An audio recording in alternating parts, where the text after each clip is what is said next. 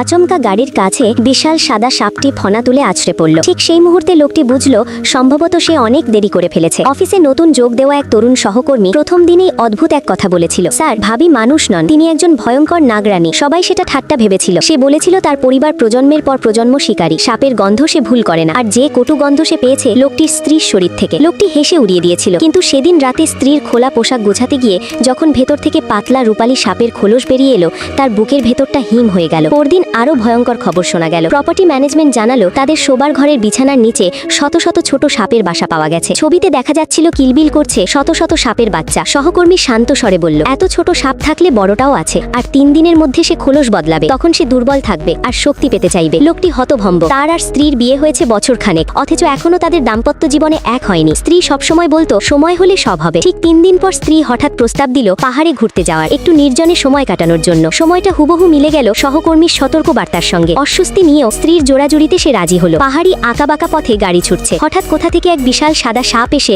উইন্ডশিল্ডে আছড়ে পড়ল। তার ফনা কাচের উপরে ছড়িয়ে গেল। লোকটির হাত কাঁপতে লাগলো। স্ত্রী পাশ থেকে মৃদু হেসে বলল, এত ভয় পেলে কি করে হবে, আমি তো আছি। গভীর জঙ্গলের ভেতর এক নির্জন গেস্ট হাউসে পৌঁছালো তারা। সেখানে স্ত্রীর বান্ধবী, অস্বাভাবিক সুন্দরী এক নারী তাদের স্বাগত জানালো। তার চোখেও ছিল ঠান্ডা ঝিলিক। রাতের খাবারে পরিবেশন করার তাকে খাওয়ানো হলো এক ধরনের অদ্ভুত পানীয় গলায় নামতেই লোকটির মাথা ঝিমঝিম করতে লাগলো। তখন অদ্ভুতভাবে শরীর গরম হয়ে উঠল।